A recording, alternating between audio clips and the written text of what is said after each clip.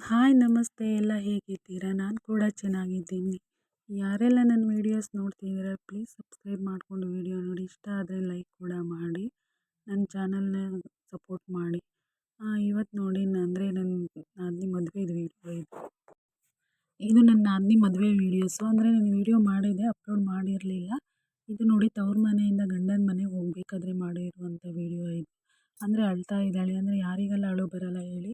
ಹೆಣ್ಮಕ್ಳಂತ ಹುಟ್ಟಿದ ಮೇಲೆ ಗಂಡನ ಮನೆಗೆ ಹೋಗಲೇಬೇಕು. ಬಟ್ ಅಂದರೆ ಹುಟ್ಟಿದ ಮನೆ ಅಲ್ಲಿಗೆ ಹೋಗಬೇಕಂದ್ರೆ ಎಷ್ಟೇನೋ ಕಷ್ಟ ಆಗುತ್ತೆ, ತುಂಬ ನೋವಾಗ್ತಾಯಿದೆ. ಅದಕ್ಕೆ ಎಲ್ಲರೂ ಇಟ್ಕೊಂಡು ನೆನೆಸ್ಕೊಂಡು ಅಳ್ತಾ ಇರುವಂಥ ಇದು. ನನ್ನ ನಾದಿನಿ ಅವಳು ಮುಖ ನೋಡೋಕ್ಕಾಗ್ತಿರ್ಲಿಲ್ಲ, ಫುಲ್ ಹತ್ತು ಸ್ವರ್ಗೋಗ್ಬಿಟ್ಟಿದ್ಲು. ಇದು ದೇವಸ್ಥಾನದಲ್ಲಿ ಪೂಜೆ ಮಾಡಿಸ್ಕೊಂಡು ಇವಾಗ ಚೌಟ್ರಿಗೆ ಹೋಗ್ತಾ ಇರೋದು. ಅಂದರೆ ಈಗ ಸರ್ಕಲಲ್ಲಿ ಇರೋದು ಗಾಡಿ, ಅಲ್ಲಿವರೆಗೂ ನಡ್ಕೊಂಡು ಗಾಡಿ ಬರಲ್ಲ ಮನೆ ಹತ್ರ ಅಂದ್ಬಿಟ್ಟು ಸರ್ಕಲಲ್ಲಿ ನಿಲ್ಲಿಸಿದ್ರು, ಅಲ್ಲಿಗೆ ನಡ್ಕೊಂಡು ಹೋಗ್ತಾ ಇರೋದು. ಇದು ನಮ್ಮ ಇದರಲ್ಲಿ ಈ ಥರ ಶಾಸ್ತ್ರಗಳನ್ನು ಮಾಡ್ತಾ ಇರುವಂಥದ್ದು ನೋಡಿ. ಎಲ್ಲರೂ ಹೋಗ್ತಾ ಇದ್ದಾರೆ ಜೊತೆಗೆ, ಕಳಿಸ್ಕೊಡ್ಬೇಕಂತ ಹೇಳಿ. ಅದೇ ಅಂದರೆ ನಮಗೆ ಸಿಕ್ಕಾಪಟ್ಟೆ ಬೇಜಾರಾಗ್ತಿತ್ತು. ನಾನು ಸಿಕ್ಕಾಪಟ್ಟೆ ಹತ್ಬಿಟ್ಟೆ. ಅಂದರೆ ನನ್ನ ಜೊತೆಗೆ ಚೆನ್ನಾಗಿ ನಾವು ಅದಕ್ಕೆ ನಾದಿನಿ ಥರ ಇದ್ದಿರಲಿಲ್ಲ, ಫ್ರೆಂಡ್ಸ್ ಥರ ಇದ್ದಿದ್ದು. ಅಂದರೆ ಹೋಗ್ತಾಳೆ ಅಂದರೆ ತುಂಬ ಬೇಜಾರಾಗ್ತಿತ್ತು. ಹಾಗೆ ಎಲ್ಲ ಕಳಿಸ್ಕೊಡೋಕ್ಕಾಗಿ ನಮ್ಮ ಊರಿನ ಜನ ಕೂಡ ಎಲ್ಲ ಬರ್ತಾಯಿದ್ರು.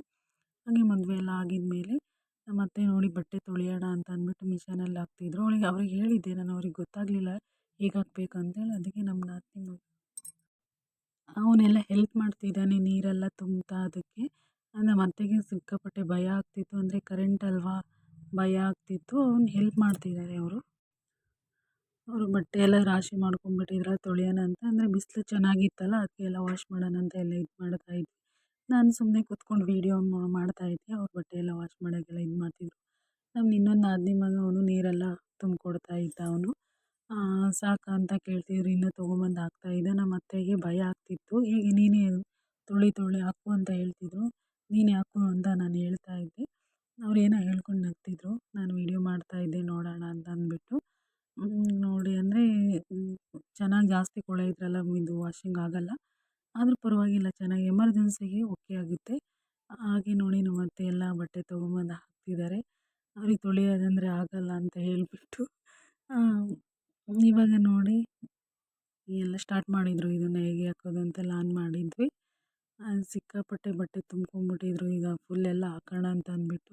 ಇದೇನು ಗೊತ್ತಾ, ಇದರಲ್ಲಿ ನೀರು ಜಾಸ್ತಿ ಬೇಕಾಗುತ್ತೆ ಮತ್ತು ಸೋಪಿನ ಪುಡಿ ಜಾಸ್ತಿ ಬೇಕಾಗುತ್ತೆ. ನೀರು ಜಾಸ್ತಿ ಅಂದರೆ ನಾವು ತೊಳೆದ್ರೆ ಒಂದು ಟಬ್ ಇದ್ದರೆ ನಾವು ಬಟ್ಟೆ ತೊಳೆದು ಬಿಡ್ತೀವಿ. ಕೈಯಲ್ಲಿ ತೊಳೆದ್ರೆ ಮಿಷನಿಗೆ ಆದರೆ ಜಾಸ್ತಿ ನೀರು ಬೇಕಾಗುತ್ತೆ. ಹಾಗೆ ಕೂಡ ಹುಳ್ಳಿಕಾಳು ನಮ್ಮ ಕಡೆ ಬೆಳೀತಾರೆ ಜಾಸ್ತಿ. ಹುಳ್ಳಿಕಾಳು ಬೆಳೆಯೋದು ಎಲ್ಲ ಸೀಸನ್ ಅಲ್ವಾ ಇವಾಗ. ಎಲ್ಲ ಹುಳ್ಳಿಕಾಳು ಕಿತ್ಕೊಂಡ್ಬಂದು ಎಲ್ಲ ಬಿಸಿಲಲ್ಲಿ ಹಾಕ್ತಿದ್ದಾರೆ ನಮ್ಮ ಅತ್ತೆ ನೋಡಿ. ಎಲ್ಲ ಆಯಿತು, ಎಲ್ಲ ಕಟ್ ಮಾಡಿಬಿಟ್ಟು ಮಿಷನಿಗೆಲ್ಲ ಕೊಟ್ಬಿಟ್ಟು ತೊಗೊಂಬಂದು ಇಲ್ಲಿ ಬಿಸಿಲಲ್ಲಿ ಸ್ವಲ್ಪ ಅಂದರೆ ಹುಳ ಹಿಡ್ದು ಬಿಡುತ್ತಲ್ಲ, ಅದಕ್ಕೆ ಬಿಸಿಲಲ್ಲೆಲ್ಲ ಸ್ವಲ್ಪ ಒಣ ಹಾಕ್ಬಿಟ್ಟು ಇತ್ತಿಕ್ಕಾಗಿ ನೋಡಿ ಇಷ್ಟೊಂದಾಗಿದೆ. ಎಲ್ಲ ಒಣ ಹಾಕಿದ್ದಾರೆ ಬಿಸಿಲಲ್ಲಿ. ಬಿಸಿಲಿದೆಯಲ್ಲ, ಇದನ್ನೆಲ್ಲ ಅಚ್ಚುಕಟ್ಟು ಮಾಡಿ ಮೆಡಿಷನ್ ಹಾಕ್ಬಿಟ್ಟು ಚೀಲದಲ್ಲಿ ಇಟ್ಬಿಡ್ತಾರೆ. ಅಂದರೆ ಹುಳ ಹಿಡಿಯಲ್ಲ, ಎಷ್ಟು ವರ್ಷನಾದರೂ ಇಟ್ಕೋಬೋದು ಅಂತ ಅಂದ್ಬಿಟ್ಟು. ಈ ಸೀಸನ್ನಲ್ಲಿ ನಮ್ಮದು ಹುಳ್ಳಿಕಾಳು ಮತ್ತು ಹೆಸ್ರು ಕಾಳೆಲ್ಲ ಬೆಳಿತೀವಿ ನಾವು ನಮ್ಮೂರ ಕಡೆ ಎಲ್ಲ. ನೋಡಿ ಇಲ್ಲೆಲ್ಲ ಒಣ ಹಾಕಿದ್ದಾರೆ ಜಾಸ್ತಿ ಅಂತಂದ್ಬಿಟ್ಟು. ಹಾಗೆ ನಮ್ಮ ನಾದಿನಿ ಮಗ ಬಂದಿದ್ನಲ್ಲ ಇನ್ನೊಬ್ಬನು, ಅವನು ಬೆಕ್ಕಿನ ಚೀಲದಲ್ಲಿ ತುಂಬಿಕೊಂಡು ಆಟ ಆಡಿಸ್ತಿದ್ದಾನೆ. ನಾನು ಹಾವು ಅಂತ ಹೇಳ್ತಿದ್ದ ನನಗೆ. ನಾನು ನೋಡೋಣ ಅಂತ ಹೋದೆ, ಇರ್ಬೋದೇನೋ ಅಂದ್ಬಿಟ್ಟು. ಅದು ಫುಲ್ಲು ಬೆಕ್ಕು ಎಗರ್ಬಿಡ್ತು ಮೇಲೇ. ನಾನು ನೋಡಿ ಅವ್ನು ಫುಲ್ ಇಟ್ಕೊಂಡು ಆಟ ಆಡಿಸ್ತಿದ್ದಾನೆ. ನಾನು ನಿಜನೇ ಹಾವು ಅಂದ್ಕೊಂಡ್ಬಿಟ್ಟಿದ್ದೆ. ಅವ್ನು ಹಾವು ಇಟ್ಕೊಂಡ್ಬಂದಿದ್ದೀನಿ ಮಾಮಿ ಅಂತ ಹೇಳ್ದೆ. ನಾನು ನಿಜನೇ ಅಂದ್ಕೊಂಡ್ಬಿಟ್ಟೆ. ಹೋಗಿ ನೋಡಿದ್ರೆ ಬೆಕ್ಕು ಅದರಲ್ಲಿ ಬೆಕ್ಕಿನ ಮರಿ ತುಂಬ್ಕೊಂಡ್ಬಿಟ್ಟಿದ್ದ. ಅದು ಸಿಕ್ಕಾಪಟ್ಟೆ ಸ್ಟ್ರಾಂಗಾಗಿ ನೋಡಿ ಹೆಂಗೆ ನೋಡ್ತಾ ಇದೆ ಅಂತ ಅಂದ್ಬಿಟ್ಟು. ಹೇಗೆ ಅದು ಜಂಪ್ ಮಾಡೋಕ್ಕೆ ನೋಡ್ತಾ ಇತ್ತು, ಲಾಸ್ಟಿಗೆ ಅದು ಜಂಪ್ ಮಾಡಿಬಿಡ್ತು.